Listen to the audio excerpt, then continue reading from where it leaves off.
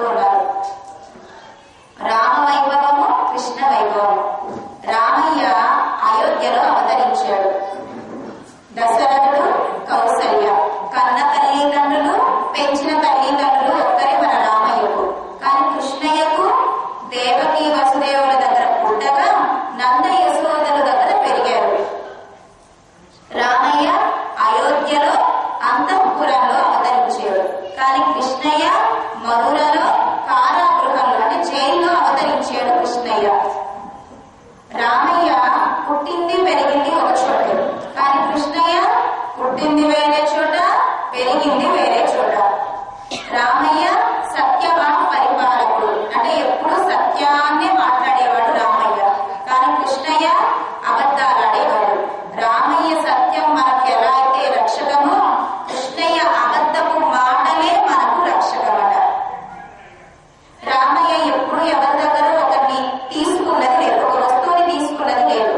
కానీ కృష్ణయ్య ఇచ్చేవాడు, కూర్చునేవాడు. శ్రీరామ నవమికి పానకం, వడపప్పు, ఆరంభం చేస్తారు రామయ్యకి. కానీ కృష్ణయ్యకి అనేక పిండి వంటలను ఆరగింపు చేస్తారు.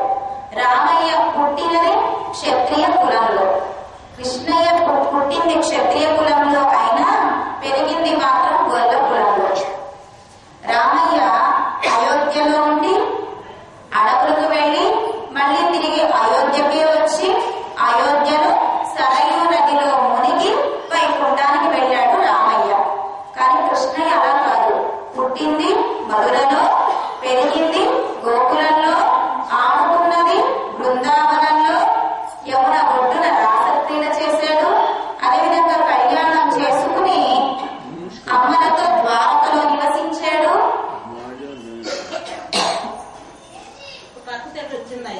కురుక్షేత్రానికి వెళ్లి పాండవుల్ని రక్షించాడు. ఎవరికి తెలియకుండా, ఎవరికి కనిపించకుండా ప్రభాస తీర్థానికి వెళ్లి వైకుంఠానికి వెళ్ళాడు. రామయ్య వైకుంఠానికి వెళ్ళేటప్పుడు అందరినీ తనతో తీసుకువెళ్ళాడు. కానీ కృష్ణయ్య ఎవరికి తెలియకుండా ఒంటరిగా వైకుంఠానికి వెళ్ళాడు కృష్ణయ్య. అలాగే ఇవాటి మాసులను మన గోదమ్మ రామ వైభవాన్ని, కృష్ణ వైభవాన్ని చెబుతున్నారు.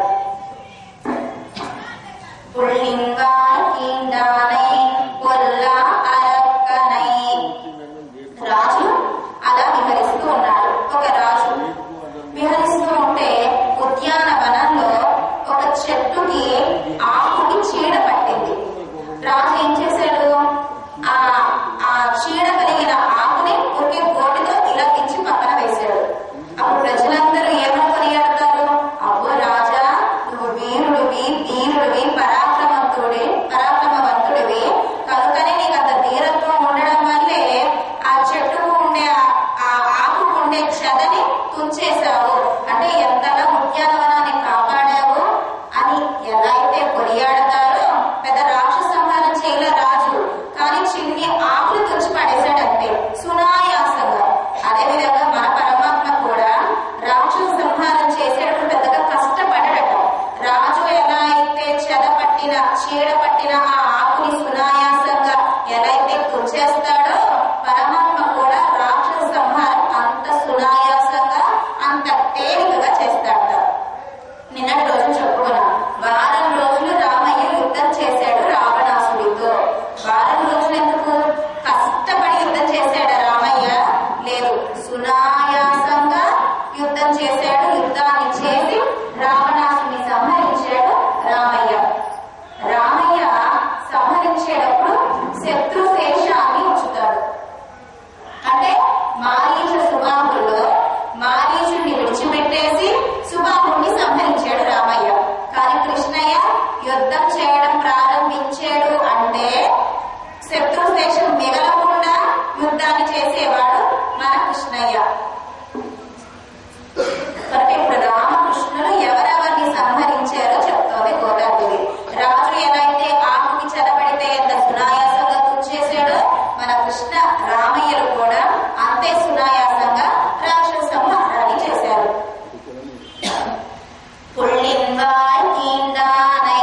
కృష్ణ ఇంతకీ ఏ రాక్షసుని సంహరించాడు? కృష్ణయ్య పుట్టినప్పటి నుంచి రాక్షసులు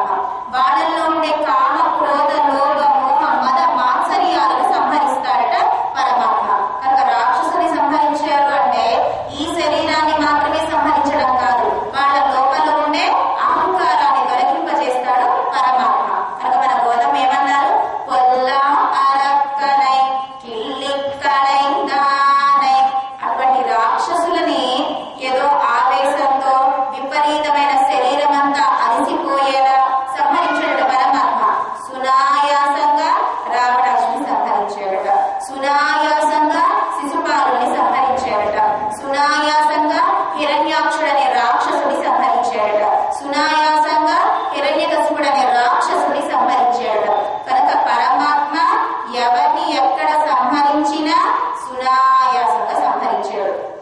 ఉదాహరణ, పూతన ఉన్నది. కృష్ణయ్య కష్టపడ్డాడా? పూతనే కష్టపడింది. పాపం వచ్చింది, పెద్ద రూపంతో వచ్చింది, అందమైన రూపంతో వచ్చింది. ఏదో కృష్ణయ్యకు పాపం ఆకలి వేసినట్లు, ఏదో పూతన దగ్గర పాలు తాగుతున్నట్లు చక్కగా పాలను తాగి ఆ స్తన్యంలో ఉండే ఆత్మని కూడా లాగేసి సంహరించాడు. కానీ భక్తులైన వారు ఏం చెప్తారట? కృష్ణయ్య పూతననే పెద్ద రాక్షసుని సంహరించాడు అంటారట. కనుక సునాయాసంగా రాక్షస సంహారం చేశాడు. అదేవిధంగా కేసిని సునాయాసంగా సంహరించాడు. సకటాసుడనే రాక్షసుని కృష్ణయ్య బండిలో పడుకోబెట్టడము, ఏదో ఈయన గారికి ఆకలి వేసినట్టు పాదాన్ని చాచినట్టు ఆ పాదాలకు ఉండే చిన్ని వేలుకుండే చిన్ని పుల్లి గోరు తగిలినందుకే సకటాసుడు పైకి వెళ్ళి కింద పడి మొక్కలయ్యాడట. అలా మన కృష్ణయ్య సునాయాసంగా రాక్షసుని సంహరించాడు.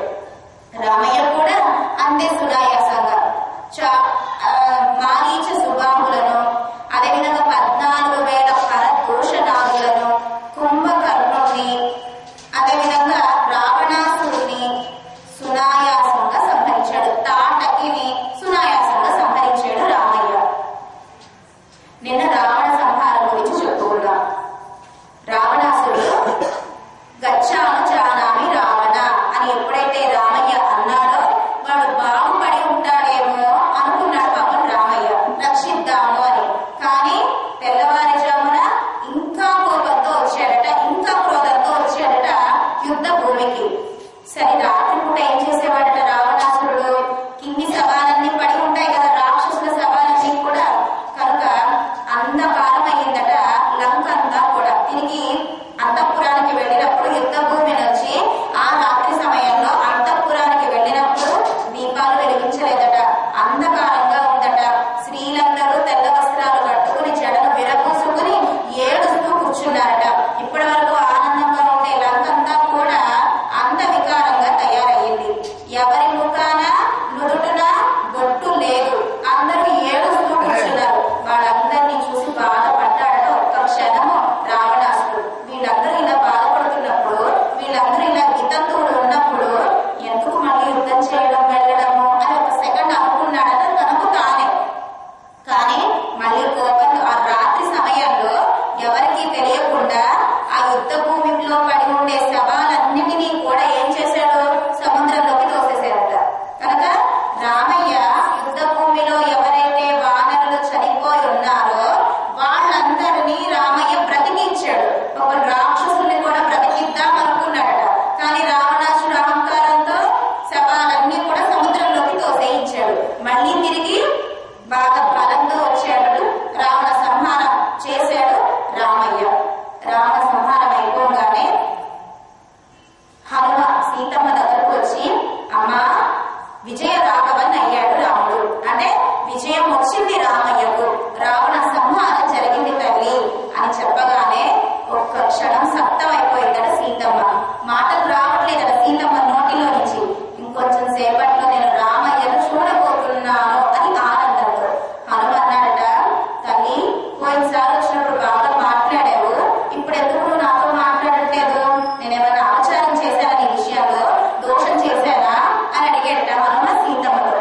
లేదు హనుమ, ఆనందం ఎక్కువయ్యి నోటి నుంచి మాట రావట్లేదు. ఇప్పుడు నీకు ఇవ్వడానికి నా దగ్గర ఏమున్నది? ఇంత మంచి వార్త చెప్పాను,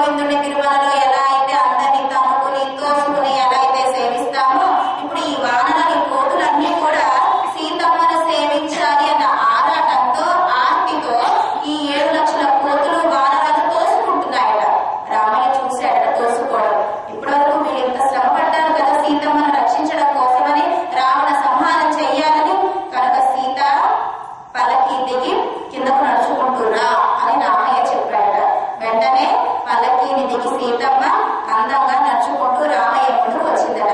వానరులందరూ చూసి ఆనందపడుతున్నారట. అమ్మ సీతమ్మ, నీ కోసం రామయ్య తిండి తిప్పలు లేకుండా ఉన్నాడు. నిద్రే పోయేవాడు కాదు రామయ్య, సాపాటు చేసేవాడు కాదు, అంటే అన్నం తినేవాడు కాదు, నీళ్లు తాగేవాడు కాదు, నిద్రపోయేవాడు కాదు, శరీరం మీద ఏమి కీటకాలు పాకుతున్నా తెలిసేది కాదు రామయ్యకు. అంతగా నీ గురించి తహతహలాడిపోయాడు. ఇటువంటి సీతమ్మ కోసమా అని వానరాలందరూ అంటే కోతులన్నీ కూడా సీతమ్మను చూసి ఆనందపడుతున్నాయి. వెంటనే రామయ్య సీతమ్మను చూడగానే బాధపడ్డాడట. అయ్యో సీత, నా మనసు నీకు తెలియదా? నీ తండ్రి ఇటువంటి జ్ఞానాన్నైనా నీకు నేర్పించింది. అంతఃపురంలో ఏకాంతంగా ఉన్నప్పుడు ఒకలా మాట్లాడతారు, అంతమందిలో ఉన్నప్పుడు ఒకలా మాట్లాడతారు. నా మనసు నీకు తెలియదా? నేను ఎలా నీ రూపాన్ని సేవించాలనుకుంటున్నానో నీకు తెలియదా అని రామయ్య అడిగేసరికి కొంచెం సీతమ్మ బాధపడుతుంది. వెంటనే లక్ష్మణ, అగ్నిని ముట్టించు అంటాడు రామయ్య. వెంటనే ఇప్పుడే ఆనందపడ్డారో లేదో అందరూ, తర్వాతే వెనకాలే దుఃఖం వచ్చింది.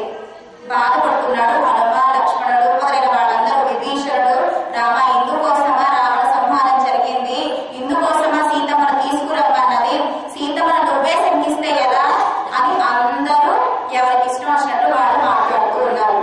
కానీ ఇది లోకుల కోసం. సీతమ్మ పరాయి ఆస్థానంలో రావణుడి దగ్గర ఉన్నందుకు లోకులెవ్వరూ సీతమ్మను వేరే విధంగా మాట్లాడకూడదని సీతమ్మ కోసమే అగ్ని ప్రవేశం చేయమంటాడు రామయ్య. అని లోకులు అందరూ ఏమంటారు? సీతమ్మని రామయ్య అగ్ని ప్రవేశం చేయమన్నాడు. ఇలాంటి మాటలు రాముడు చెప్పవచ్చునా? రాముడు చేసింది అన్యాయం సీతమ్మకి అంటారు సామాన్యులు.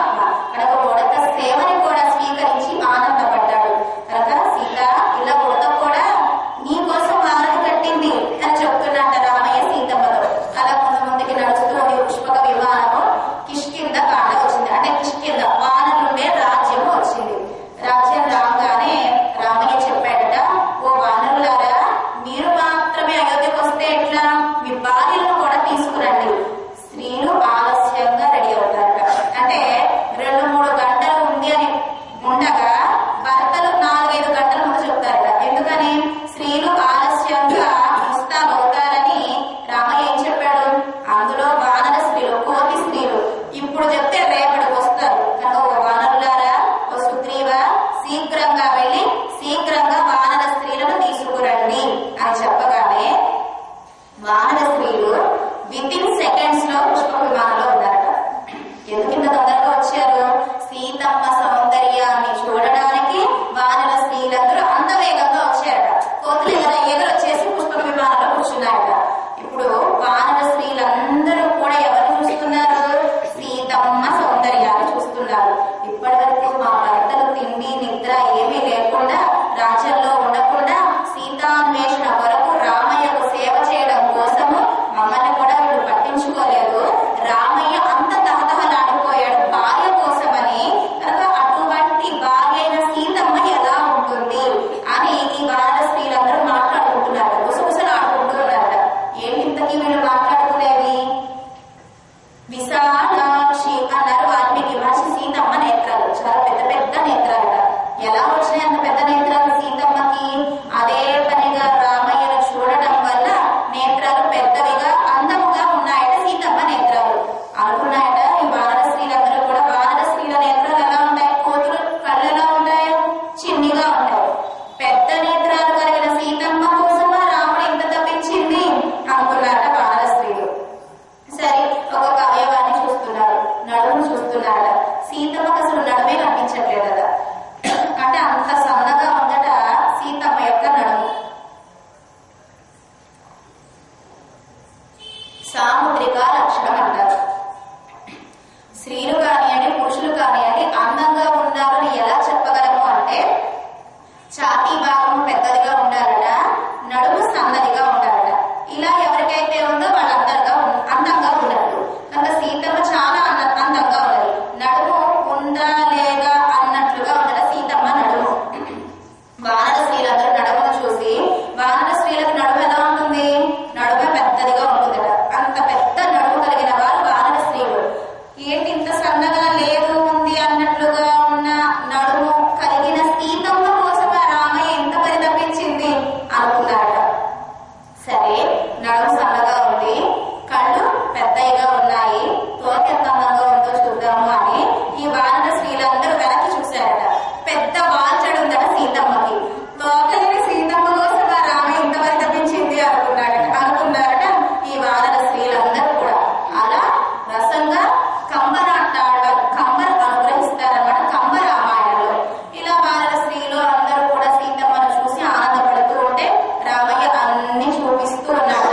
సీత నీ కోసం ఏదంతా చేసింది అంటూ కిష్కింద దాటగానే మహర్షుల ఆశ్రమాలు వెళ్ళేటప్పుడు ఎవరెవరిని కలుసుకున్నాడో మళ్ళీ తిరిగి అయోధ్యకు వెళ్ళేటప్పుడు కూడా వాళ్ళ దగ్గరకు వస్తా అన్నట్ట. అగస్త్యుడు దగ్గరకు వచ్చాడు రామయ్య. ఒక్కరోజు ఉండి వెళ్ళమని చెప్పాడట భరద్వాజుని. భరద్వాజుడితో అన్నట్ట రామయ్య నేను వచ్చేటప్పుడు వస్తాము అన్నాడు. మళ్ళీ రామయ్య భరద్వాజ ఆశ్రమానికి వెళ్ళి ఒక రోజు ఉండి తిరిగి అయోధ్యకు పయనం అవ్వాలి. ఈ ఒక్కరోజు 14 సంవత్సరాలు దాటాయో ఓ రామ నేను అగ్ని ప్రవేశం చేస్తాను అన్నాడు భరతుడు. కానీ ఇప్పుడు భరతుడిని రక్షించాలి. మృత సంజీవనం రామ వృత్తాంతం. చనిపోయే వాళ్ళని కూడా బ్రతికిస్తుందట రామ కథ. ఎవరెవరిని బ్రతికించింది రామ కథ? సీతమ్మ తన యొక్క కేశాలతో ఉరి వేసుకుంటున్న సందర్భంలో మన హనుమ రాజా దశరథో నామ రథకుంజర బాజీవాన్ అని రామాయణాన్ని చెప్పగా సీతమ్మ బ్రతికింది. అప్పుడు సీతమ్మ దగ్గరకు వెళ్ళేటప్పుడు ఏం చూపించాడు? ఉంగరాన్ని తీసుకెళ్లాడు హనుమ సీతమ్మ దగ్గరకు రామ ఉంగరాన్ని. ఇప్పుడు ఏమని చెప్పాడు? ఈ ఆశ్రమంలో మళ్ళీ బయలుదేరాలి అంటే ఆలస్యం అవుతుంది, ఈలోపు భరతుడు అగ్ని ప్రవేశం చేసేస్తాడేమో, హనుమ శీఘ్రంగా వెళ్ళి భరతుడిని రక్షించు, నేను వచ్చేస్తున్నానని చెప్పు అన్నట్ట రామయ్య. వెంటనే హనుమ చేయి చాపాడట. ఏంటి హనుమ చేయి చాపుతున్నావు అన్నట్ట రామయ్య. స్వామి సీతమ్మ దగ్గరకు వెళ్ళేటప్పుడు అంగుళీకాన్ని ఇచ్చావు కదా, నేను నీ భక్తుని నీ దాసుని అని సీతమ్మకు తెలియజేయాలి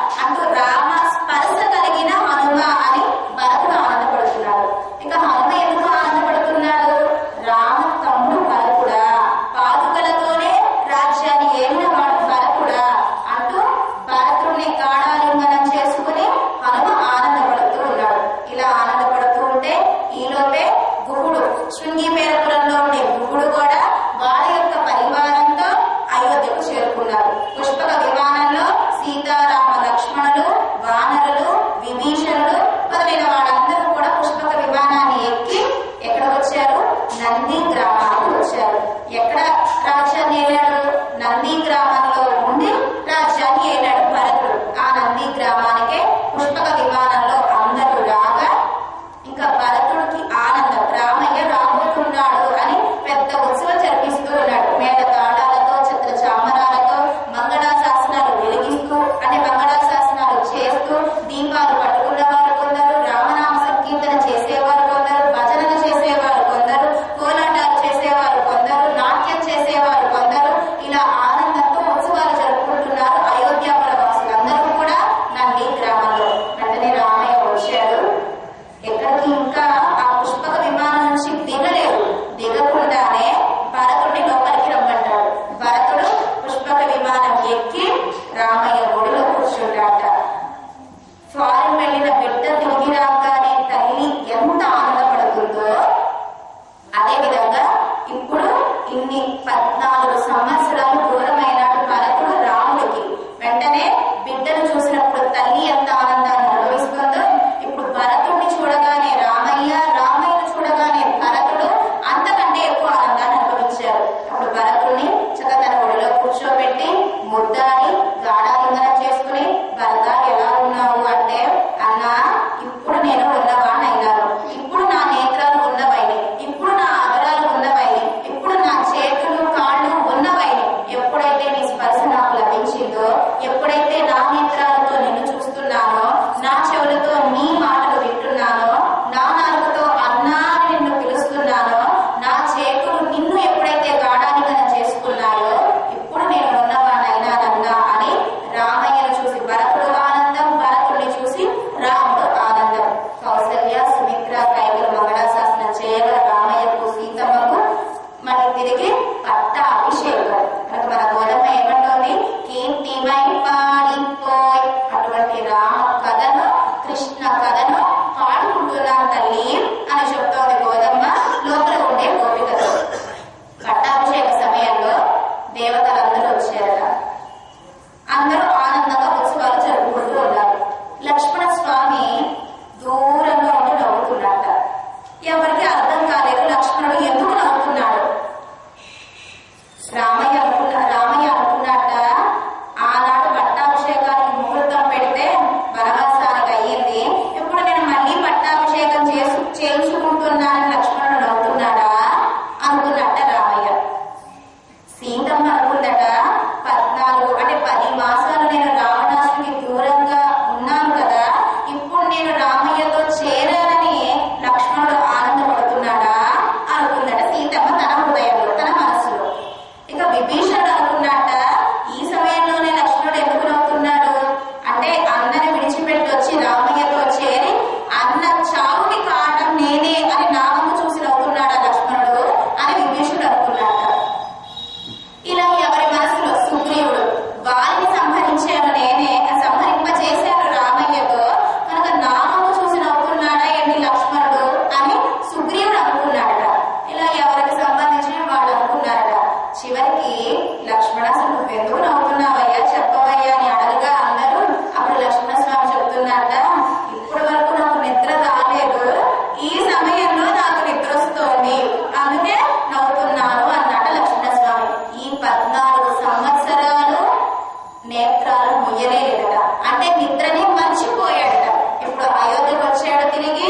ఆ సీతారాముల్ని సేవించిన ఆనందంతో అమ్మయ్య, నా తల్లి తండ్రులు, నా అన్న వదినలు క్షేమంగా తిరిగి రాజ్యానికి వచ్చారు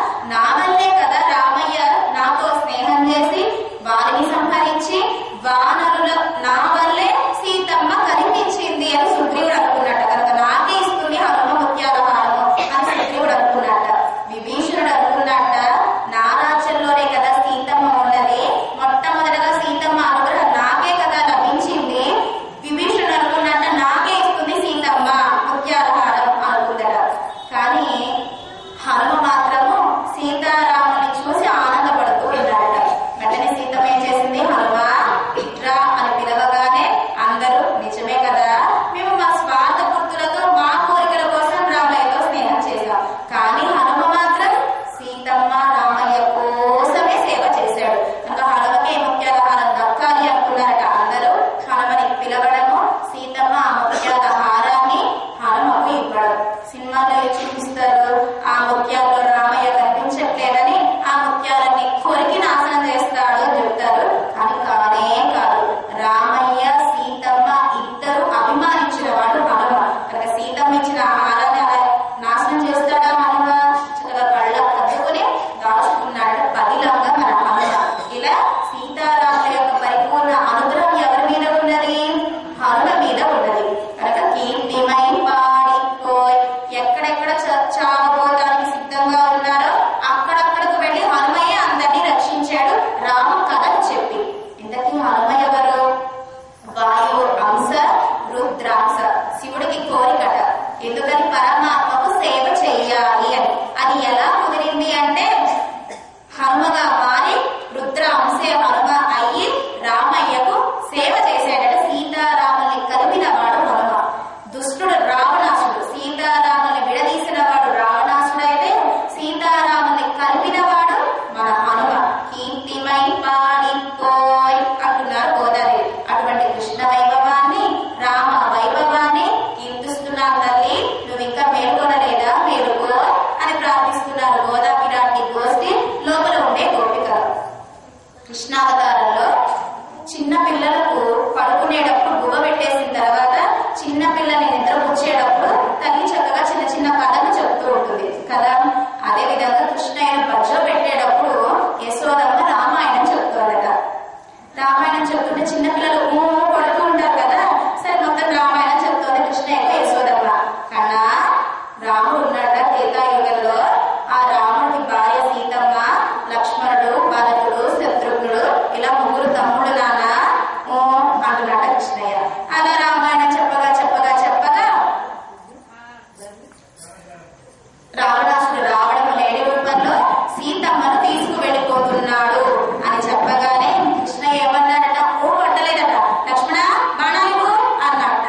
వెంటనే భయం వేసేసిందట యశోదమ్మకి. ఇదేంటి, నేను రామాయణం చెప్తూ ఉంటే నా కృష్ణుడు లక్ష్మణ అనడం ఏమిటి, ధనస్సును అనడం ఏమిటి అని దిష్టి తీసేదట కృష్ణయ్యకు యశోదమ్మ. యశోదమ్మకు 24 గంటలు కర్తవ్యం ఏమిటి అంటే కృష్ణయ్యకు దిష్టి తీయడమే పని. ఎవరైనా వచ్చి అబ్బా మీ కృష్ణయ్య ఎంత అందంగా ఉన్నాడు అనగానే అమ్మ కృష్ణయ్యకు దిష్టి తగ్గుతుందని వెంటనే దిష్టి తీసేదాడు. బస్తాలు బస్తాలు ఏముండేవి యశోదమ్మ ఇంటిలో? రాళ్ల ఉప్పు, ఎండు మిరపకాయలు. మీ అబ్బాయి బాగున్నాడు అనడం ఆలస్యం, దిష్టి తీయడం. మీ అబ్బాయి పాదాలు బాగున్నాయని చెప్పడం ఆలస్యం, దిష్టి తీయడం. ఇలా రాక్షసులు వస్తున్నారు కదా, రాక్షసులు రావడము యశోదమ్మ భయపడడం. వెంటనే ఏం చేసిందట యశోదమ్మ? కృష్ణయ్యకు తాయెత్తులన్నీ కట్టేదట. ఏమేమి తాయెత్తు? సింగం తాయెత్తు, పులి తాయెత్తు, ఏనుగు తాయెత్తు, గుర్రం తాయెత్తు. కృష్ణయ్య మెడలో చూస్తే అన్ని తాయెత్తులే ఉంటాయట. ఒక కృష్ణయ్య అనుకున్నట్ట, అమ్మా వాటన్నిటిని రక్షించేది నేనేనే, అటువంటి అవి నన్ను రక్షించాలని నాకు తాయెత్తులు కడుతున్నావా అంటూ నవ్వుకునేవాడట మన కృష్ణయ్య. ఇంకా ఎంత అందంగా ఉంటాడు అంటే కృష్ణయ్య, రాత్రి పూటే కదా గోపికల దగ్గరకు వెళ్ళేది, నల్లని రూపంతో అందంగా ఉంటాడు కృష్ణయ్య. గోపికలందరూ కూడా చీకటికి మొరపెట్టుకునేవాడు. చీకటి చీకటి, కృష్ణయ్య మాకు దొరకట్లేదు, ఎక్కడుంటాడో కూడా తెలియట్లేదు, కనుక చీకటికి నువ్వు కనుక నీ సమయంలోనే కృష్ణయ్య తిరుగుతాడు కనుక కృష్ణయ్యను పట్టుకుని మాకు అప్పగించవా అని గోపికలందరూ చీకటిని మొరపెట్టుకున్నారట. సరే చీకటి సిద్ధంగా ఉంది కృష్ణయ్యను పట్టుకోవడానికి. చక్కగా సాయంత్రం అయ్యింది. గోవుల్ని దూడల్ని మేపుకుని ఇంటికి వచ్చేసాడు కృష్ణయ్య. చక్కగా కృష్ణయ్యకు స్నానం చేయిస్తూనే యశోదమ్మ. ఒక పట్టాన స్నానం చేస్తాడా మన కృష్ణయ్య అంటే చేయనే చేయడు. வெண்ணையடைந்து குணங்கும் விளையாடு புழுதியும் கொண்டு என்னை விட உன்னை தேய்த்த கிடக்கதானொட்டே என்னை குளிப்பதம் கொண்டு இங்கெத்தனை போதும் இருந்தேன் நன்னதறிய பிரானே நாடு நான் நீராడవారాయ్. యశోదమ్మ అంటుందట, కన్నా నువ్వు నాకు ఎలా ఉన్నా పర్వాలేదురా, కానీ అందరూ ఏమనుకుంటారు, ఒక్కగానొక్క పిల్లవాడికి సరిగ్గా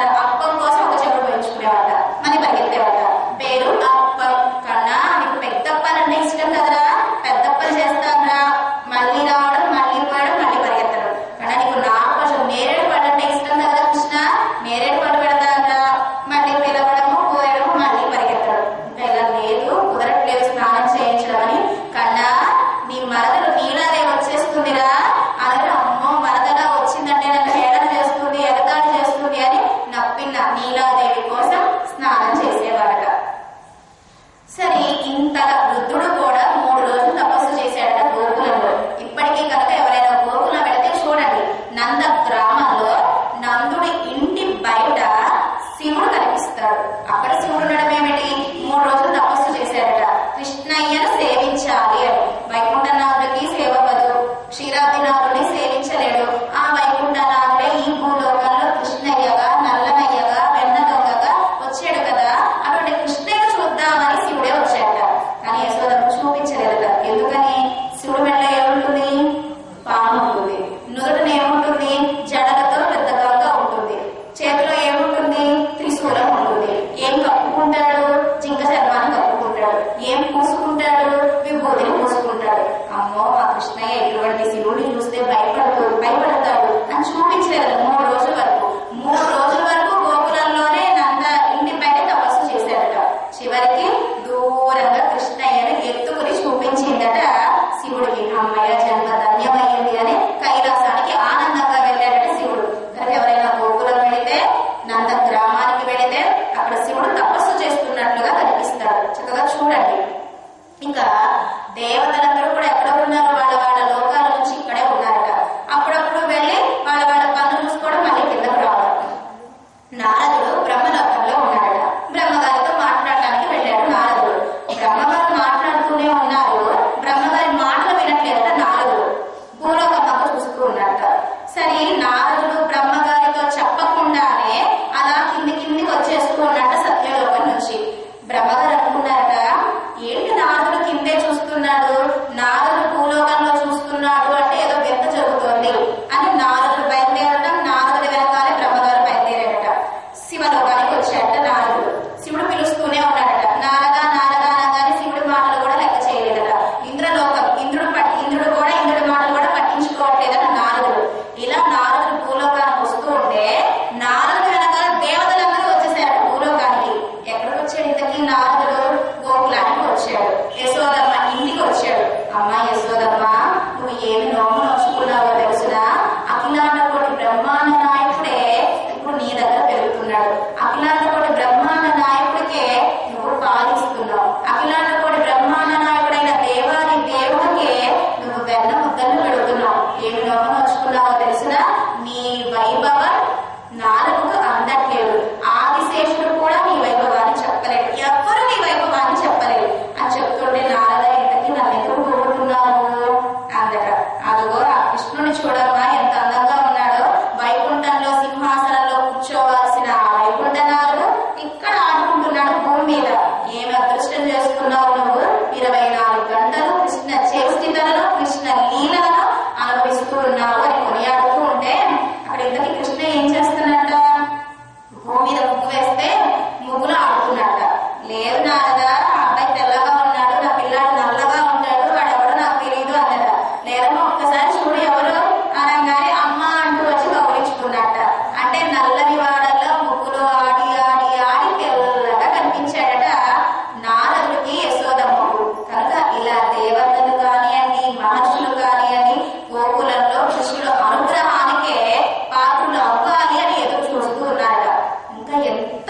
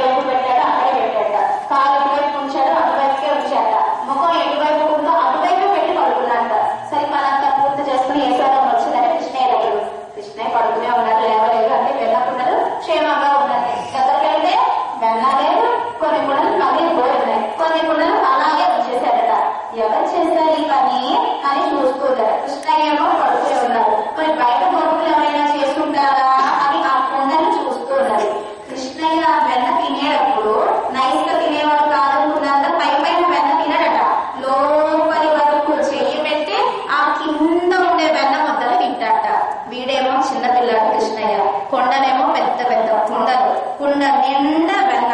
ఇలా కింద పొంగడం వల్ల ఈ వక్షస్థలం ఎక్కడ అనుకుంటుంది? కుండ పై భాగాన్ని అనుకుంటుంది కదా, కింద లోపలికి పెట్టడం వల్ల. సరే యశోదమ్మ చూసిందట కుండని, పైన చందనం అంటే ఉందట.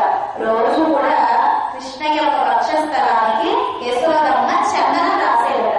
ఇప్పుడు ఆ చందనం పట్టించింది అన్నమాట కృష్ణయ్య. ఆ చందనం పైన కనిపించింది కదా. ఈయన గారు నిద్రపోతున్నట్లు నడుస్తున్నాడు. కన్నా లేదా ఏం చేస్తున్నావు? అమ్మ నేను నిద్రపోతున్నానమ్మా అని నిద్రపోయాడు. ఇలా కృష్ణకి ఎన్ని తెలివితేటలుగా చక్కగా తినేసి నేను సమయంలో మళ్ళీ అలాగే పడుకుని ఉంటావా, నువ్వే ఉయ్యాల తొట్టిని తగ్గుతున్నట్ట. అయ్యో సుకుమారమైన కృష్ణయ్య పాదాలు కందిపోతున్నాయి అని భుజాన వేసుకున్నట. భుజాన వేసుకుంటే పొట్టని తగ్గుతున్నట్ట, నడుముని వేసుకున్నట, నడుముని తగ్గుతున్నట్ట. ఇలా ఆనందం యొక్క హద్దును చూసిందట యశోదమ్మ. బయటకు వచ్చి గోపికలందరితో చెప్తుందట, మా అబ్బాయి ఇలా చేస్తున్నాడు, మీ పిల్లలు కూడా ఇలాగే చేస్తున్నారా? మీ పిల్లలు చేసిన వల్ల మీరు ఆనందపడుతున్నారా? అయినా మీ పిల్లలు అంతగా అందంగా ఏం ఉండరు, మా పిల్లాడే అందంగా ఉన్నాడు అంటూ ముద్దుగా దున్నయ్యేలుగా అనిపించుకుంటూ వామనా ఓ రామ అనిపించుకుంటూ ఉండేదట యశోదమ్మ కృష్ణయ్య. పాడిపోయ్ కనుక ఇప్పుడు మన గోదమ్మ ఏం చేస్తున్నారు? రామ వైభవాన్ని చెప్తున్నారు, కృష్ణ వైభవాన్ని చెప్తున్నారు. ఆయన లోపల గోపిక లేవలేదట, మేల్కొనలేదట. ఇప్పుడు గుర్తులు చెప్తున్నారు. పిల్లైగడెల్లారం పావై కడం కుక్క. అమ్మ మీ ఇంటి ముంగిట 5 లక్షల మంది గోపికలు ఉన్నారు.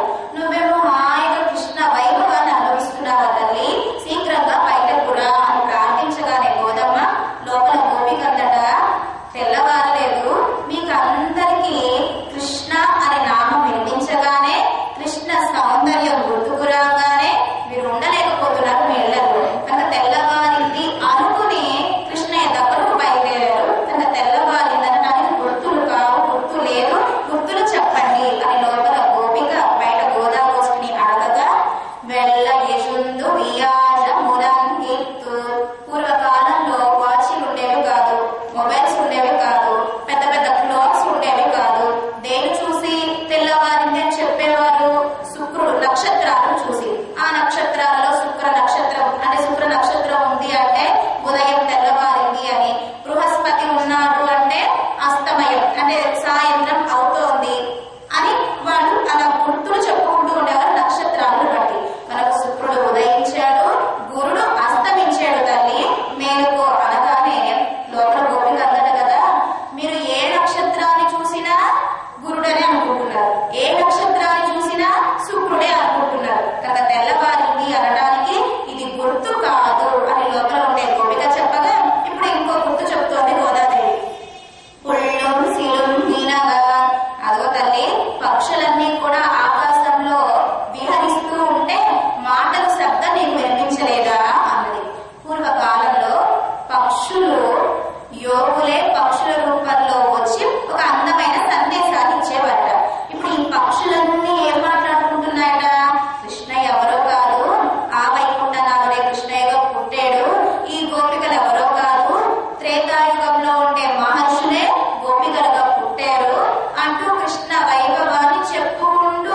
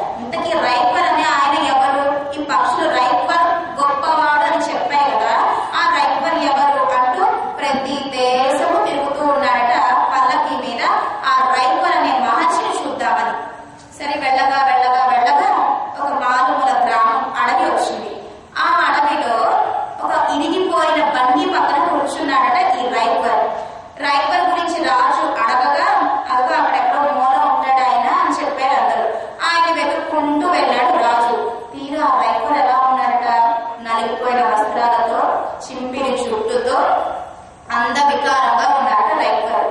ఏంటి మీ గురించి ఆ పక్షులు చెప్పుకున్నవి అన్నట్ట వెంటనే జానశ్రుతి ఆ రైపర్ని చూడగానే అనగానే, పక్షులు చెప్పినాయా, పక్షుల మాటలు మీరు విన్నారా, ఆ పక్షులు నా గురించే చెప్పినాయి అని రైపర్ చెప్పాడట జానశ్రుతితో.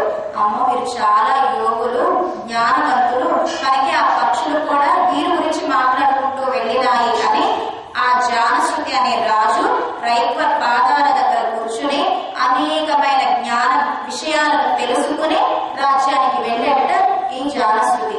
కనుక పూర్వకాలంలో పక్షులు మాట్లాడుకునేవి, ఆ పక్షుల మాటలు అర్థాలు తెలిసే జ్ఞానవంతులకి. కనుక ఇప్పుడు ఈ పక్షులు ఏం మాట్లాడుకుంటున్నాయో తెలిసిన, తెల్లవారిని ఇంకా పడుకుని ఉన్నారేమిటి, లేవండి, స్వామి నామ సంకీర్తన చెయ్యండి, కృష్ణయ్య దగ్గరకు వెళ్ళండి అని ఈ పక్షులన్నీ మాట్లాడుకుంటున్నాడు.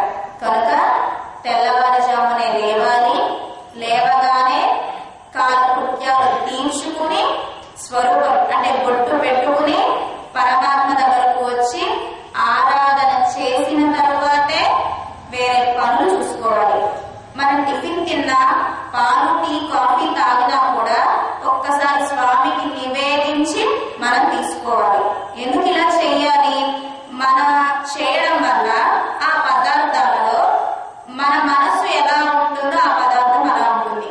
మనకు సత్వగుణం కలిగి ఉండే అనుకోండి, పదార్థం తిన్నవాడికి సత్వగుణం ఉంటుంది. మనకు ఎప్పుడు సత్వగుణం ఉండదు కదా, రజోగుణం తమో గుణాలే మనకు ఎక్కువగా ఉంటాయి. ఆ గుణాల చేత వంట చేయడం వల్ల ఆ పదార్థం తిన్న వాళ్ళకు కూడా రజోగుణం తమో గుణం ఎక్కువగా ఉంటుంది. కనుక ఏది చూపించినా స్వామికి చూపించి తింటే రజోగుణం తమో గుణం పోయి సాత్వికమైన ఆహారం ఏర్పడుతుంది స్వామి యొక్క దృష్టి పడగానే. కనుక తెల్లవారుజామునే ఏం తిన్నా స్వామికి చూపించి ఆ పదార్థాన్ని మనం తీసుకోవాలి. కనుక పుళ్ళం శిలం వినగా పక్షులు ఏమంటున్నాయి, తెల్లవారిని గోపికల చక్కగా స్నానం చేసి పెరుగు చిలుకుతున్నారు, మహర్షులందరూ వచ్చారు, కృష్ణయ్యను అనుభవిస్తున్నారు అని ఈ పక్షులన్నీ మాట్లాడుకుంటున్నాయి. తల్లి కానీ నువ్వు ఇంకా మేల్కొనలేదు, మేలుకో అని ప్రార్థిస్తున్నారు గోదా పిరాటి లోపల ఉండే గోపికతో. అందంగా ఉన్నాయి నీ నేత్రాలు, స్వామి నేత్రాలే చాలా అందమైనవి, అటువంటి పరమాత్మ కూడా నీ నేత్రాలను చూడాలని తహతహలాడతాడు.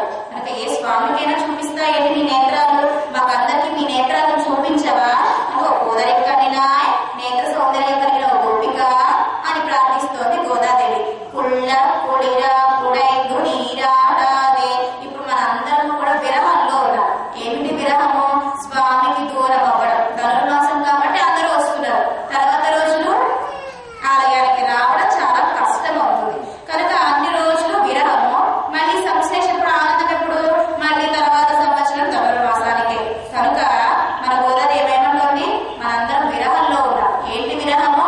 కృష్ణ విరహంలో. కనుక ఆ విరహం అంతా పోయేలా చల్లటి నీరైన యమునలోకి స్నానం చేద్దాం రా తల్లి అంటూ గోదాదేవి లోపల ఉండే గోపికను ప్రార్థిస్తూ ఉన్నారు.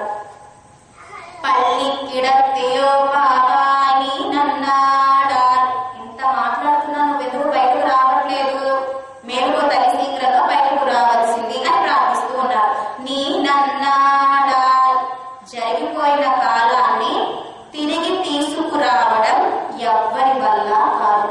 కానీ ఇప్పుడు నువ్వు మమ్మల్ని విడిచిపెట్టి లోపల పడుకున్నావే అనుకో, మెలకు వచ్చినాక అయ్యో వెనకాల సమయం అంతా వృధా అయిపోయిందే, నేను మీతో చేరలేదే, మీతో కలిసి నామ సంకీర్తన చేయలేదే అని బాధపడతావు. కనుక జరిగిపోయిన కాలం తిరిగి రాదు, కనుక శీఘ్రంగా బయటకు రావాల్సింది అంటున్నారు. రామాయణంలోనే రావణ సంహారమైనాక పుష్పక విమానంలో సీతారాములు వెళుతూ ఉంటే రామయ్య సీతమ్మతో అన్నాడు కదా, సీత 10 మాసాలను తిరిగి నేను తీసుకురాలేను.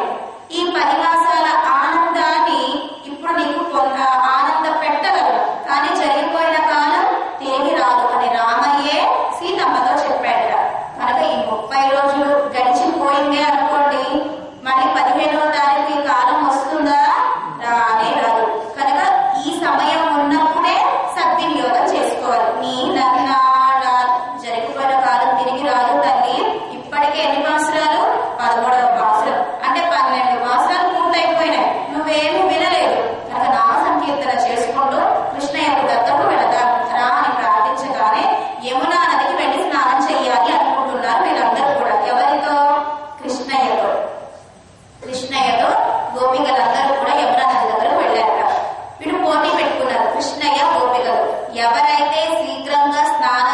వచ్చి ఎవరైతే వాళ్ళ వాళ్ళ ఆభరణాలు వస్త్రాలు కట్టుకుని అలంకారం చేసుకుని సిద్ధంగా ఉంటారో వాళ్ళు గెలిచినట్లు అని పోటీ పెట్టుకున్నారు గోపికలు కృష్ణయ్య.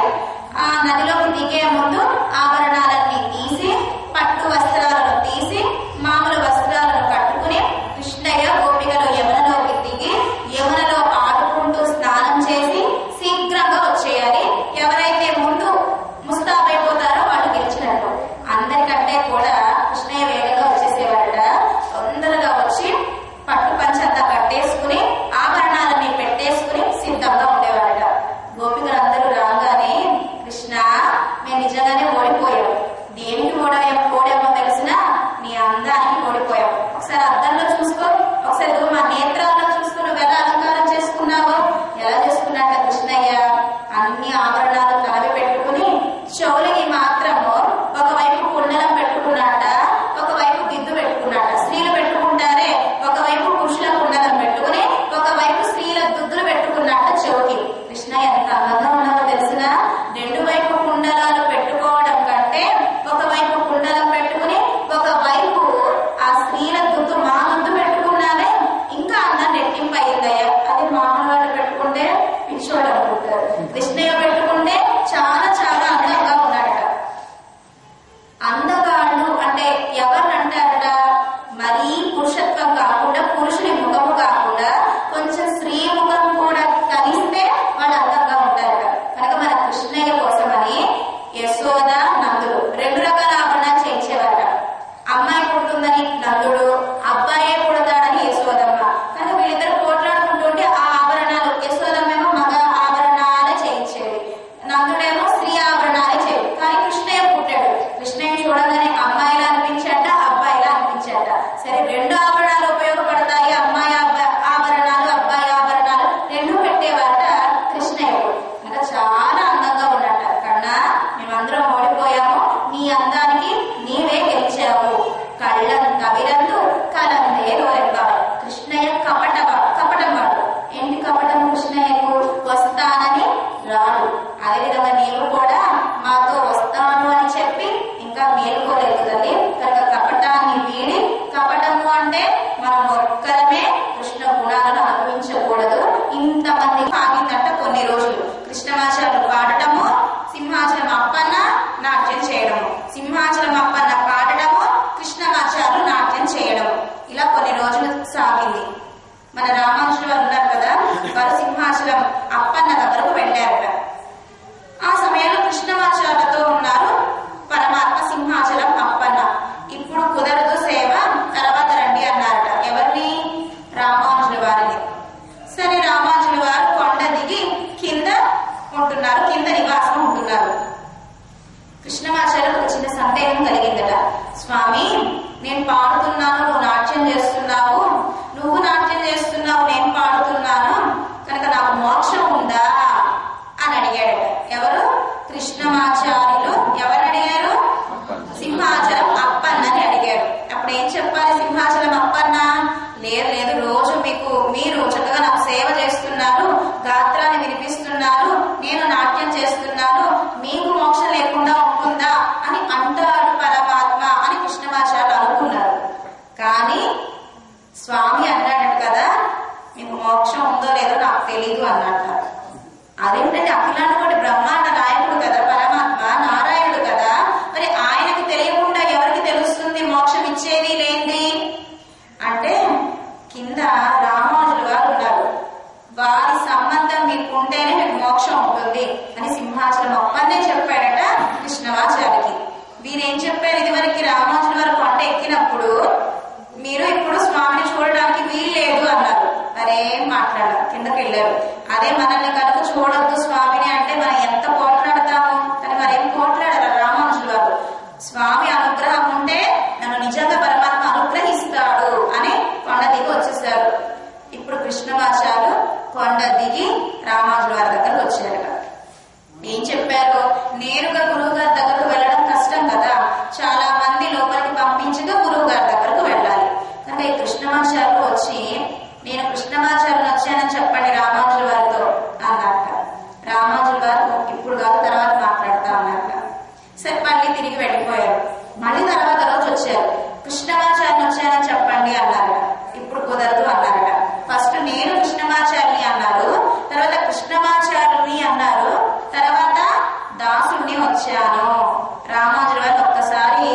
నేను చూసేలా నన్ను అనుగ్రహించరా అంటే ఇప్పుడు అహంకారము గర్వము దిగి రామానుజుల వారి యొక్క అనుగ్రహము కృష్ణమాచార్యులకు లభించింది. కనుక అహంకారంతో గర్వంతో స్వామి దగ్గరకు వస్తే పరమాత్మ దగ్గరకు మనని స్వీకరిస్తాడా? స్వీకరించడు. ఉదాహరణ తొండమాన్ చక్రవర్తి అర్చన చేసిన బంగారు పుష్పాలు ఏమైనాయి? కింద పడ్డాయి. కానీ కురుంబ అరుంధనంపి పెట్టిన మట్టి పుష్పాలు ఎక్కడ ఉన్నాయి? స్వామి శిరస్సున ఉన్నాయట. అంటే ప్రేమగా ఏం చేసినా అది పరమాత్మ స్వీకరిస్తాడు.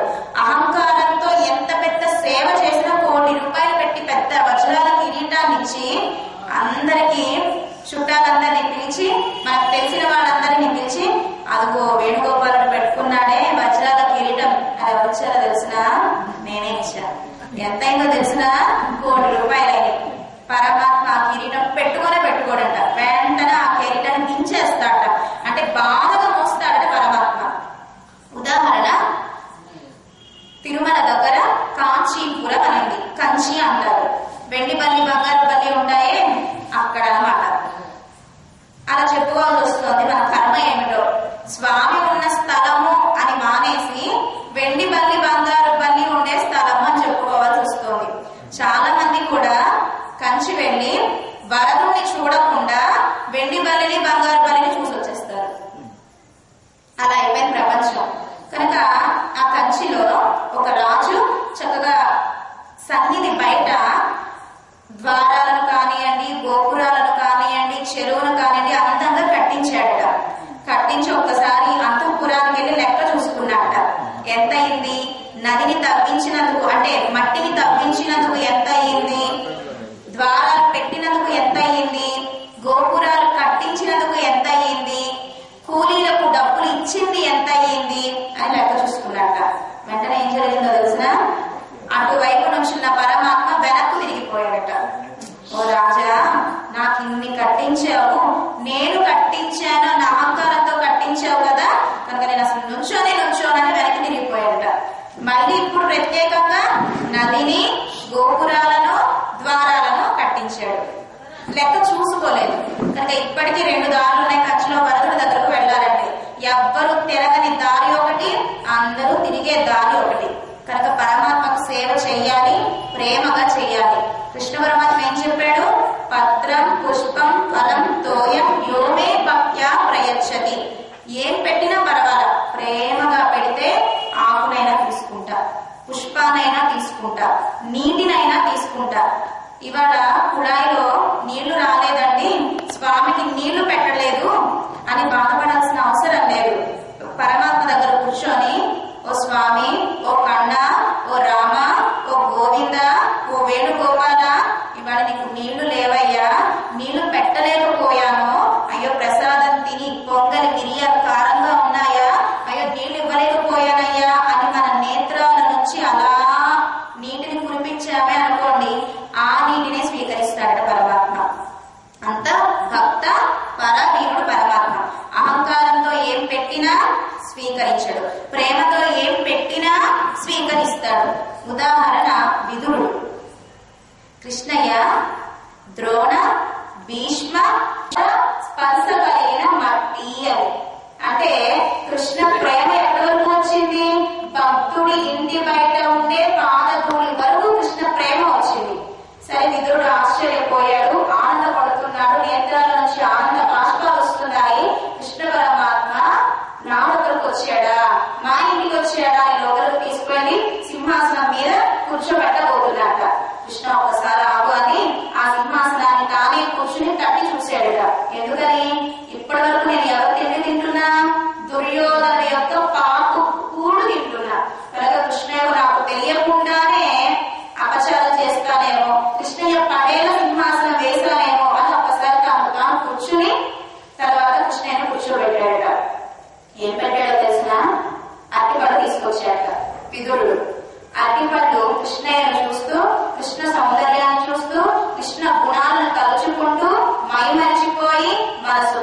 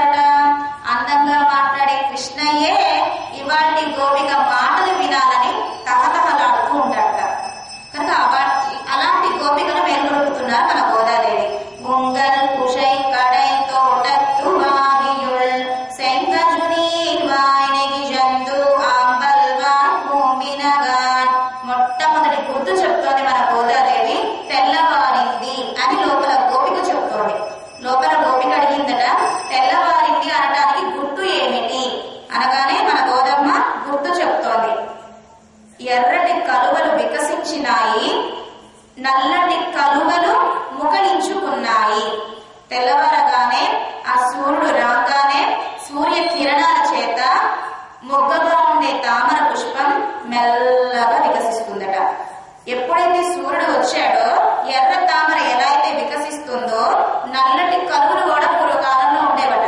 ఆ నల్ల కలువలు చంద్ర కిరణాలకి వికసిస్తాయట, సూర్య కిరణాలకి ముకుళించుకుంటాయట. అర్థమైందా? ఎర్రటి కలువలేమో సూర్య కిరణాలకు వికసిస్తాయి, నల్లటి కలువలు ముకుళించుకుంటాయి. చంద్ర కిరణాలకు నల్ల కలువలు వికసిస్తాయి, సూర్య కిరణాలకు ముకుళించుకుంటాయి. కనుక అమ్మ ఓ గోపిక, ఎర్ర కలువలు వికసించినాయి, నల్ల కలువలు ముకుళించుకున్నాయి, కనుక తెల్లవారింది అని గుర్తు చెప్తున్నారు గోదాదేవి లోపల ఉండే గోపికతో. ఇది గుర్తు కాదు, మీరే పట్ట బలవంతాన వెళ్ళి తెల్లవారింది అని అందరికీ తెలియజేయడం కోసమని తామర పుష్పాన్ని పట్టుకుని ఆ మొగ్గగా ఉండే తామర పుష్పాన్ని మీరే వికసించేలా ఆ యొక్క మీ వేళ్లతో ఆ రెక్కల్ని తీస్తున్నారు, కనుక తెల్లవారింది అనడానికి ఇది గుర్తు కాదు అంది లోపల గోపిక గోధమ్మతో. లేదు తల్లి, నిజంగా తెల్లవారింది. ఉంగళ పూజై కడే, కావాలంటే నీ ఇంటి పెరటిలో బావిలో ఉండే అంటే కొలనులో ఉండే తామర పుష్పాలు వికసించినాయి, ఎర్ర తామరలు వికసించినాయి, నల్ల కలువలు ముకుళించుకున్నాయి అని చెప్పింది గోదాదేవి. లోపల గోపిక అంది కదా, మా పెరటిలో బావిలో తామర పుష్పాలు వికసించినాయి, నల్ల కలువలు ముకుళించుకున్నాయి మీకు ఎలా తెలుసు అందట లోపల గోపిక బయట ఉండే గోదాగోష్ఠితో. గోదాదేవి అంది కదా, సూర్యుడు వచ్చాడు అంటే మా ఇంటి మీద సూర్యకిరణాలు పడతాయి, మీ ఇంటి మీద సూర్యకిరణాలు పడతాయి కదా. అదే విధంగా బయట తామర పుష్పాలు వికసించినాయి అంటే మీ ఇంట్లో కొలంలో ఉండే తామర పుష్పాలు కూడా వికసించినట్లే, కనుక తెల్లవారింది అని చెప్తోంది మన గోదాదేవి. అదే విధంగా కుషై కడై అంటే అందమైన కొలను, ఉద్యానవనము. మనకు 5 ఉద్యానవనాలు ఉన్నాయట. పరమాత్మకు ఈ ఉద్యానవనాలంటే బాగా ఇష్టమంట. ఎక్కడెక్కడ ఉన్నాడు పరమాత్మ, ఎక్కడ ఉన్నాయి ఆ 5 ఉద్యానవనాలు అంటే మనకు పిల్లై లోకాచారులు అనే మహానుభావులు చెప్తారు. భూగత జలం పోలే అంతర్యామిత్వం, ఆవరణ జలం పోలే పరత్వం, పార్కడల్ పోలే వ్యూహం, పెరుక్కార్ పోలే విభవంగల్, అదిలే తేంగిర మడుక్కల్ పోలే అచ్చావతారం. ఎక్కడెక్కడ ఏ స్థానాలలో పరమాత్మ ఏం చేసి ఉంటాడు? 5 స్థానాలలో గుర్తుపెట్టుకోవాలి. పర అంటే పరవాసు దేవుడిగా సత్యలోకము దాటి, అండ కటాహము దాటి, క్షీరాబ్ది దాటి, విరజానది దాటగా శ్రీవైకుంఠం ఉన్నది. అక్కడ పరమాత్మ ఎలా ఏం చేసి ఉంటాడు? 1000 శిరస్సులు కలిగిన ఆదిశేషుల మీద కూర్చుని ఉంటాడట. ఇక ఒక్కొక్క ఆదిశేషుడు ఒక్కొక్క శిరస్సు మీద ఒక్కొక్క మణి ఉంటుందట. ఆ మణి ఎంత తేజస్సుతో ఉంటుంది? మనకు ఈ సూర్యుడు మనకి ఎలా అయితే ఎండనిస్తున్నాడో, ఎలా తేజస్సుగా ఉంటున్నాడో ఈ సూర్యుడు, ఇటువంటి సూర్యుడు 1,00,000 సూర్యుడు కలిస్తే ఎంత కాంతియో ఒక పడగ మీద ఒక మణి అంత కాంతి అట. అటువంటిది 1000 శిరస్సుల మీద 1000 మణులు. ఆ కాంతి వాచామ గోచరం. మధ్యలో పెద్ద నీలమేఘ శ్యాముడి రూపంతో, పెద్ద కిరీటంతో, అందమైన అధరాలతో, అందమైన స్వరూపంతో. ఈ కిరీటం ఎటువంటి కిరీటం ధరించాడు వైకుంఠనాథుడు? సూర్యుడు కంటే ఎక్కువ తేజస్సు కలిగిన కిరీటం. స్వామి యొక్క ముఖం ఎలా ఉంటుంది? చంద్రుడు ఎలా అయితే ఆహ్లాదకరంగా సౌమ్యంగా ఉంటాడో స్వామి రూపం అంతకంటే ఎక్కువ గోప్యంగా అందంగా ఉంటుంది స్వామి యొక్క ముఖము. ఇంకా చేతుల్లో శంఖము, చక్రము. స్వామి ఇలా పెట్టి ఉంచుతాడు కదా. ఈ అరచేయి ఎలా ఉంటుంది? స్వామికి ఎర్రగా ఉంటుందట. ఎర్రటి శ్రీహస్తం మీద సుదర్శన చక్రం ఒక శ్రీహస్తంతో, ఇంకో శ్రీహస్తంతో పాంచజన్యం అంటే స్వామి తిరుమేని అందం చూడండి. ఇదంతా నల్లగా ఉంటుంది నీలమేఘశ్యాముడి రూపంలో. ఈ అరచేయి మాత్రం ఎర్రగా ఉంటుంది. ఈ ఎర్రటి చేతి మీద, అరచేతి మీద శంఖాన్ని పట్టుకున్నాడు. శంఖం ఏ రంగులో ఉంటుంది? తెల్లగా ఉంటుంది. చాలా దేదీప్యమానంగా విరాజిల్లుతూ ఆనందంతో ఉన్నాడు అక్కడ వైకుంఠనాథుడు. ఇంకా ఎలా కూర్చుని ఉంటాడు? రాజాది రాజుగా టీవీగా కూర్చుని ఉంటాడు అక్కడ వైకుంఠనాథుడు. కుడివైపు శ్రీదేవి, ఎడమవైపు భూమిదేవి, నీలాదేవి. అనంత, గరుడ, విశ్వసేనాదులతో వేచేసి ఉంటాడు. అనంత అంటే ఆదిశేషుడు.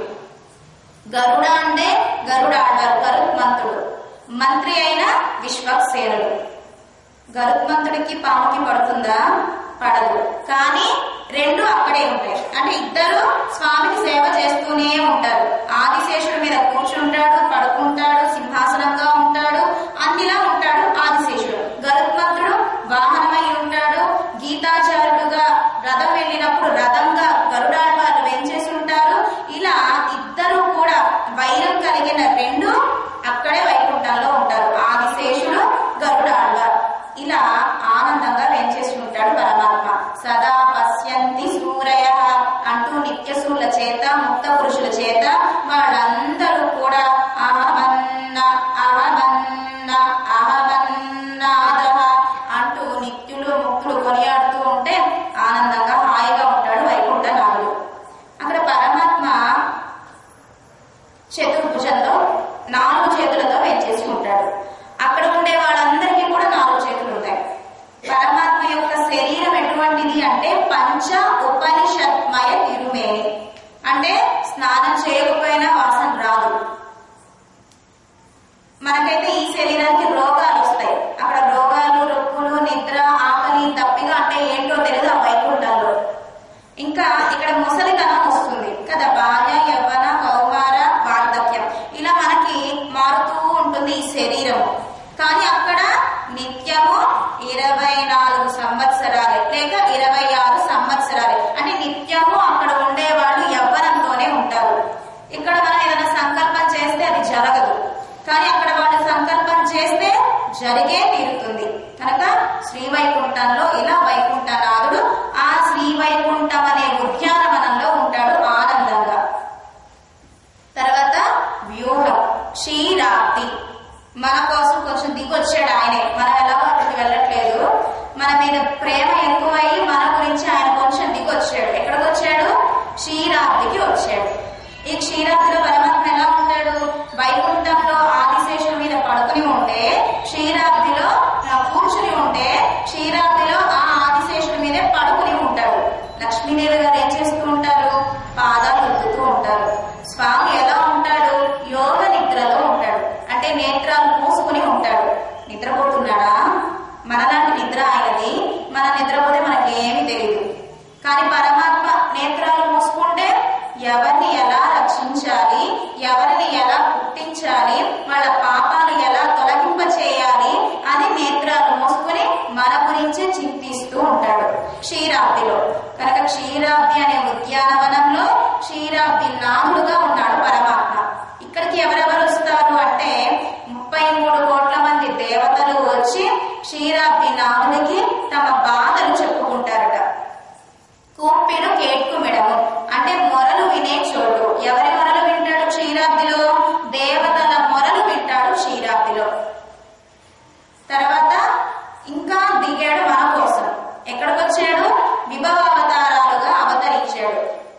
మత్స్య, కూర్మ, వరాహ, నారసింహ, వామన,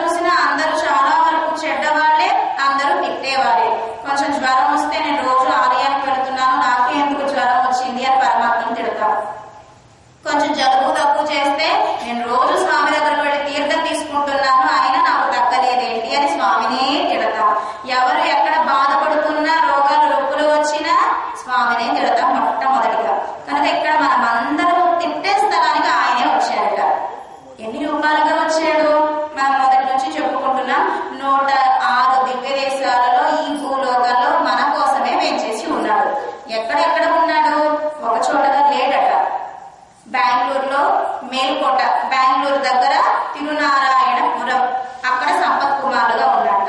అక్కడే ఎందుకున్నాడు? అందరూ చక్కగా ఎండాకాలంలో బెంగళూరు వస్తారు. ఇప్పుడు అన్ని వేళలో అలాగే ఉందనుకోండి, బెంగళూరు మైసూరు అలా వచ్చినప్పుడల్లా నా దగ్గర వస్తారేమో అని మన కోసమే అక్కడ మేలుకోటలో ఉన్నాడు. కొంతమందికి గోపురాలు ఆ యొక్క శిల్పకళ చూడడం అంటే ఇష్టం. దానికి తగ్గట్లుగా శ్రీరంగంలో ఉన్నాడు పడుకొని సప్త ప్రాకారాల మధ్యలో. అదేవిధంగా అందమైన సెలయేర్లు చల్లగా ఉండాలి అంటే ఎక్కడికి వెళతారు? తిరుమల కొండ మీదకు వెళతారు గోవిందుని సేవించుకోవడానికి. అలా పరమాత్మ 106 దివ్య దేశాలలో ఉన్నాడు. ఎందుకు ఇన్ని ఊళ్ళలో ఉన్నాడు పరమాత్మ? దొంగని పట్టుకోవడానికి పోలీసులు ఏం చేస్తారు? దొంగ ఉండే స్థలానికి వచ్చి దొంగ చుట్టూతా పట్టుకోవడానికి ప్రయత్నిస్తారు, చుట్టూతా పోలీసులు ఉండి. అదేవిధంగా మనం కూడా పెద్ద దొంగలం అంటారు. ఏం దొంగతనం చేశామో ఈ ఆత్మ నాది అనుకుంటున్నామంట, నేను రక్షకుడిని అనుకుంటున్నామంట, చుట్టుపక్కల వాళ్ళందరూ నాకు రక్షకుడు అనుకుంటున్నామట. ద్రౌపదికి 5 భర్తలు ఉన్నారు. రక్షించగలిగారా? రక్షించలేకపోయారు. కృష్ణయ్యే నామ సంకీర్తన చేయగానే కృష్ణయ్య వచ్చి రక్షించలా, కృష్ణ నామమే రక్షించింది ద్రౌపదిని. అన్నదమ్ములు పోట్లాడుకున్నారు సంపద గురించి. ఎవరొచ్చి రక్షించారు?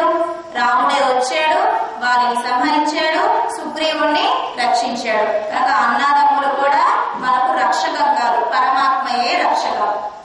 అదేవిధంగా తండ్రి హిరణ్యకశిపుడు ఏం చేశాడు? ప్రహ్లాదుని కన్న కొడుకే కదా, కానీ తిప్పలు పెట్టాడు. అప్పుడు ఎవరు వచ్చి రక్షించారు? పరమాత్మే సింగంగా వచ్చి హిరణ్యకశిపుడిని సంహరించి ప్రహ్లాదుని రక్షించాడు. ఒకందుకు తండ్రి కూడా అంత రక్షకం కాదు, పరమాత్మే రక్షకం. ఇక తల్లి కూడా రక్షకురాలు కాదు. ఏ విధంగా? భరతుడు ఏం చేసింది? భరతుడి యొక్క మనసు బాగా తెలిసినదే అయితే కైక రామయ్యను వనవాసానికి పంపిస్తుందా? పంపించదు. కానీ తన కొడుకే రాజ్యం ఏలాలి అన్న కుళ్ళుతో రామయ్యకు వనవాసానికి పంపించింది. భరతుడికి రాజ్య పట్టాభిషేకం చెయ్యాలనుకుంది. కనుక ఇక్కడ భరతుడికి కూడా తల్లి నచ్చలేదు. భరతుడికి ఎవరు తల్లి అయినారు? రాముణ్ణే తల్లిగా భావించాడు భరతుడు, అన్నగారే అయినా సరే. కనుక తల్లి రక్షకురాలు కాదు, తండ్రి హిరణ్యకశిపుడు రక్షకుడు కాలేకపోయాడు, అన్నైన వాలి రక్షకుడు కాలేకపోయాడు, భర్తలు పాండవులు రక్షకులు కాలేకపోయారు ద్రౌపదికి. ఆయా సమయాల్లో ఎవరు వచ్చి రక్షించాడు? పరమాత్మ శ్రీమన్నారాయణుడే వచ్చి వాళ్ళందరినీ రక్షించాడు. కనుక మనందరినీ రక్షింప చేయడం కోసమని ఆ వైకుంఠనాథుడే, ఆ క్షీరాబ్దినాథుడే, ఆ రామకృష్ణ అవతారాలే ఇంకా భూలోకంలో ఇప్పుడు విగ్రహ రూపంలో వేంచేసి ఉన్నాడు పరమాత్మ. మనకి బాగా దాహం వేసింది. దాహం వేస్తే పాలిస్తే మన దాహం తీరుతుందా? తీరనే తీరదు. మంచినీళ్ళు అడిగితే మీరు పాలిచ్చారేంటి అంటారు. కనుక క్షీరాబ్ది అటువంటిదట. మనకు బాగా దాహం వేసింది. పై లోకంలో విరజానది ఉందట, అక్కడికి వెళ్ళి మంచినీళ్ళు తాగండి అంటే ఎలా ఉంటుంది? మండుతుంది. కనుక వైకుంఠం అంత దూరంలో ఉన్నది, మన వల్ల కాదు. బాగా దాహం వేసింది. నీళ్లు కావాలని అడిగితే ఒక గొడవ ఇచ్చి, ఇదిగో భూమి లోపల నీళ్లు ఉన్నాయి తవ్వుకుని తాగండి అంటే గడిచిపోయిన అవతారాలన్నీ అటువంటివి. అంటే ఎప్పుడో జరిగిపోయినాయి, పెరుగు ఎప్పుడో జరిగిపోయినాయి. బాగా దాహం వేసింది, చక్కగా మంచి నీళ్ళు ఇచ్చారు.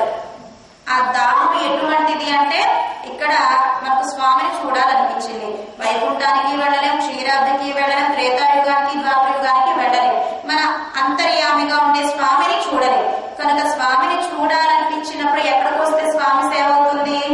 ఇలా ఆలయానికి వస్తే వేణుగోపాలుని కళ్ళారా సేవించుకోవచ్చు. కనుక పరమాత్మ 5 ఉద్యానవనాలలో వేంచేసి ఉన్నాడు. వైకుంఠములో, క్షీరాబ్దిలో రామకృష్ణ అవతారాలు ముగిలించుకున్నాయి. లోపల గోపికందట లేదు లేదు, తామర పుష్పాలు వికసించడమో కాదు, ముగిలించుకోవడమో కాదు,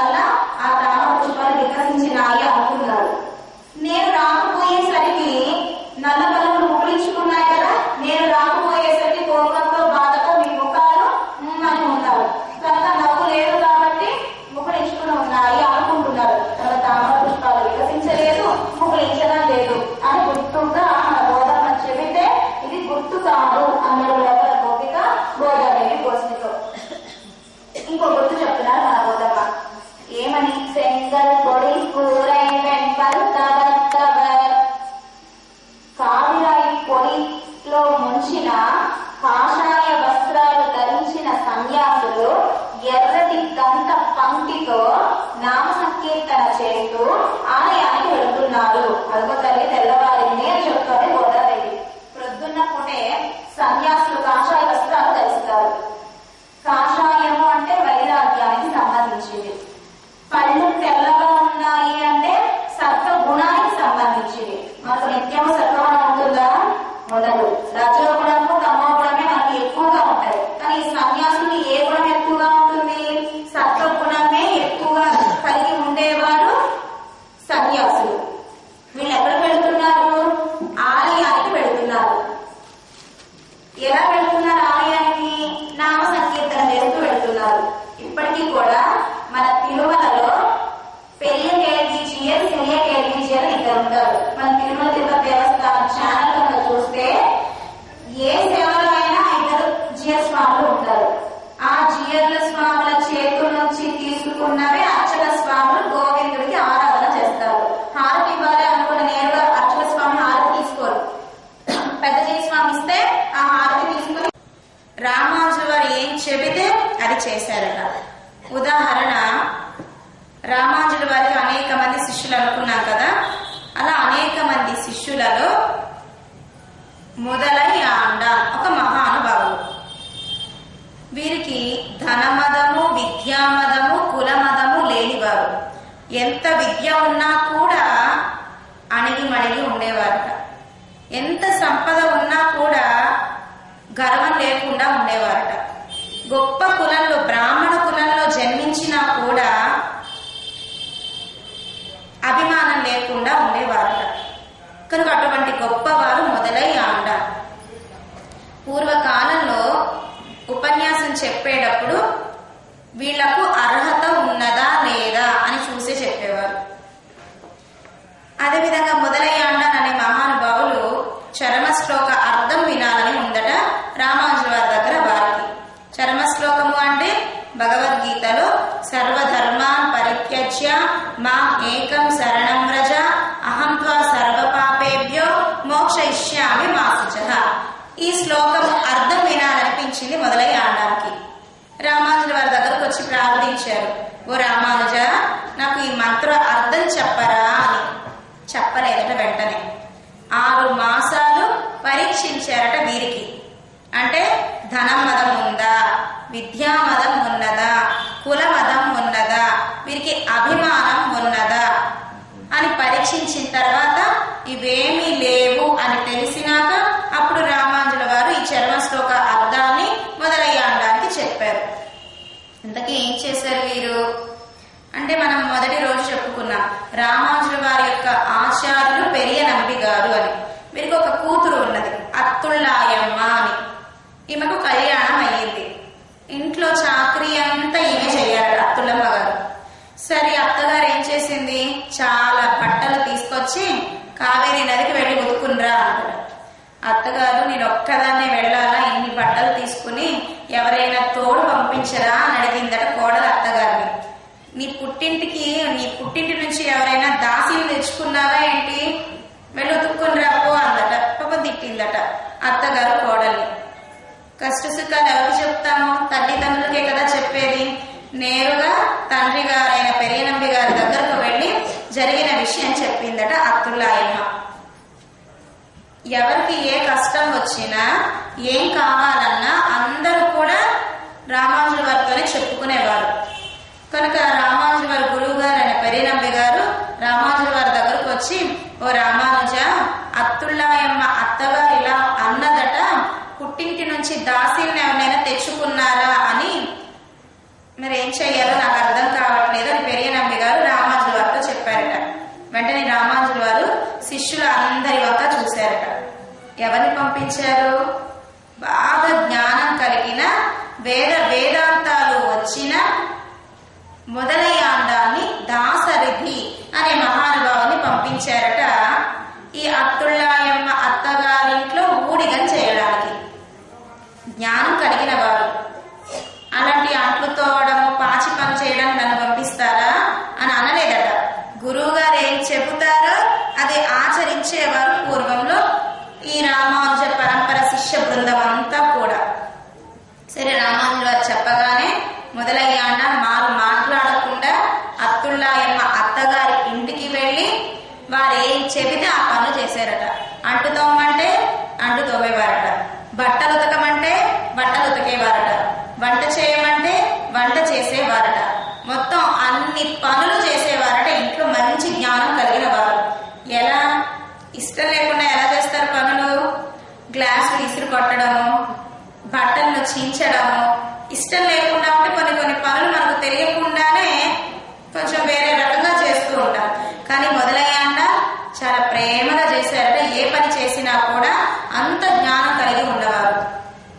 చేస్తూ ఉంటే వీరు అంట్లు తోముతూ ఉంటే బయట ఇద్దరు వేదాంత చర్చ జరుగుతూ ఉందట.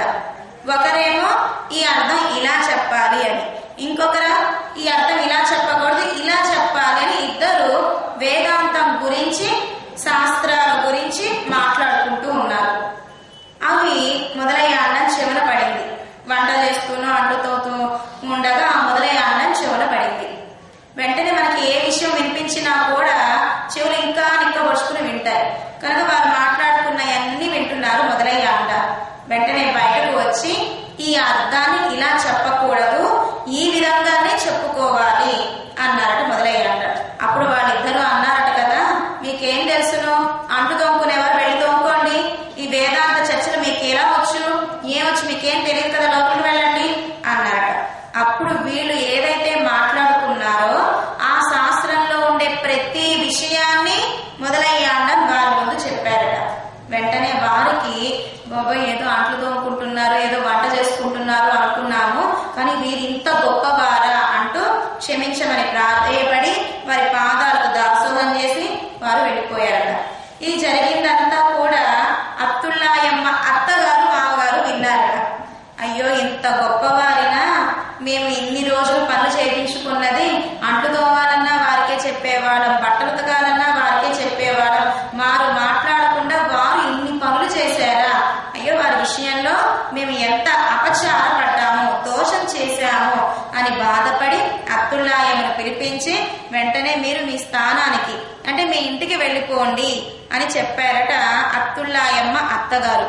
వెంటనే వెళ్ళిపోవచ్చు కదా, వెళ్ళలేదట.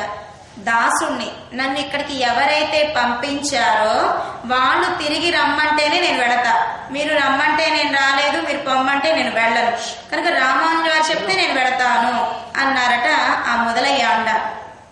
వెంటనే అబ్దుల్లాయమ్మ అత్తగారు రామానుజుల వారి దగ్గరకు వెళ్ళి, స్వామి మేము ఎంతో అపచారపడ్డాము, అంత గొప్పవారిని జ్ఞానం కలిగిన వారిని మా ఇంటికి ఊడిగం చేయడానికి పంపించింది, మేము వారి విషయంలో చాలా దోషాలు అపచారాలు చేశాము అని చెప్పగానే రామానుజుల వారు ఇద్దరు శిష్యుల్ని పంపించి మొదలయ్య అండాన్ని రమ్మన్నారట. అప్పుడు వెంటనే మొదలయ్య అండాన్ని వెళ్ళారట.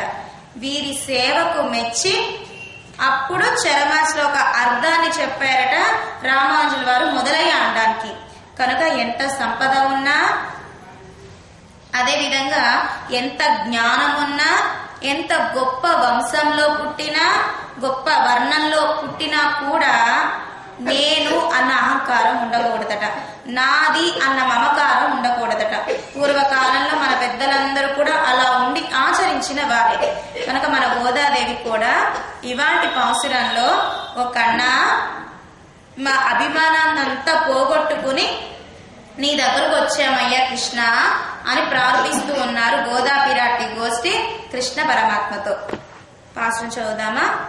అంగన్మా జ్ఞాలింగం ఇరుపార్పో వందు తలై పెய்தோ వింగిని వాయ్ చేదా మామరై పూపోలే செங்கன் சிரிச்சிரிலே விஜயாவோ